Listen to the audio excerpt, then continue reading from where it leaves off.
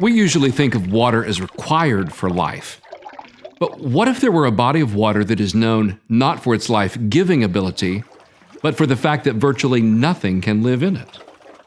Perhaps a good name for such a body of water would be the Dead Sea.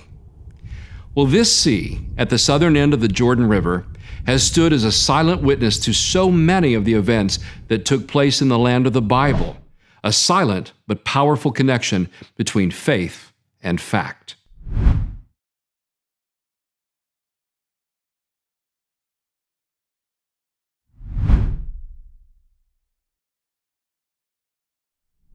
The Dead Sea, located in the very arid desert region of Israel, is the lowest body of water on Earth.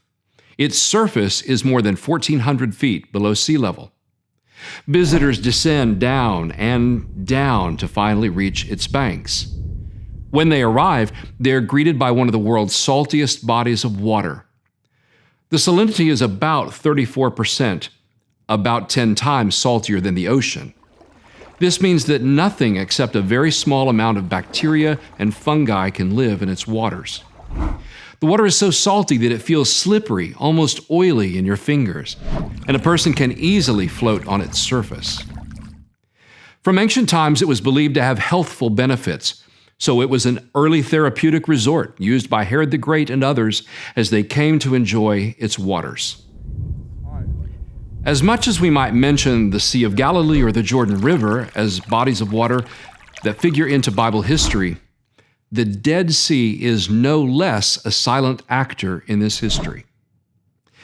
Now, the name Dead Sea is not referenced in the Bible, but this body of water is mentioned in 9 verses of the Bible and referred to as the Salt Sea.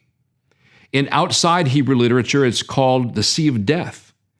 It was frequently mentioned in relation to the boundaries of tribes or nations, or to help identify roads and travel ways. In the book of Genesis, the Battle of the Kings took place in the Valley of Siddim, which the Bible says is the Salt Sea. The cities of the plain, including Sodom and Gomorrah, were located around the southern edge of the Dead Sea. The eastern side of the Dead Sea was skirted by the King's Highway, a famous route important to international travel. It extended from Egypt in the south to Mesopotamia to the north and east. It was also a highway that formed part of the route that Israel followed, moving up the east side of the Dead Sea, preparing to invade Canaan from the east.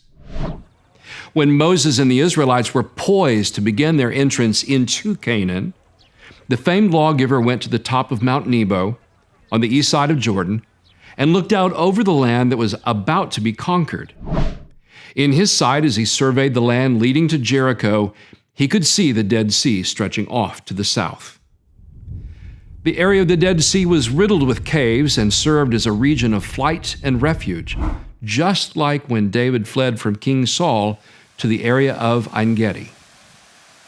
Residents and visitors at Masada, the southern palace of King Herod, could look out over the Dead Sea to the east, providing an amazing vista with its own stark beauty.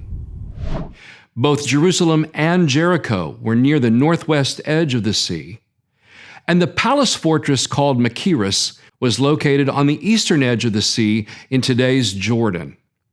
According to the first century Jewish historian Josephus, it was at Machaerus that John the Baptist was held and finally executed at the order of Herod Antipas. And the bulk of the Dead Sea Scrolls, some dating back to the era of Jesus himself, were discovered at the community of Qumran on the western edge of the sea. So visitors today may be drawn to the Dead Sea out of curiosity, a desire to feel the slippery waters, or to look at the salt formations.